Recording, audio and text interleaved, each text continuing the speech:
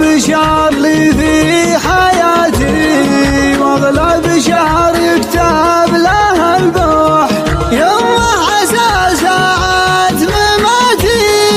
قبلش ولا اذهب منش جروح قبلش ولا اذهب منش جروح الله وصى بالاياتي في برها والقلب مشروح الله وصى بالاياتي في برها والقلب مشروح واخفض لها كل اجنحتي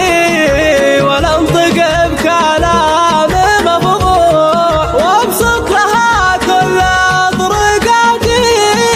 من ايها تدخل ومسموح من ايها تدخل ومسموح حاضت بسبة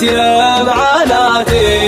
9 شهور وباطنها يفوح حاضت بسبة يمعناتي 9 شهور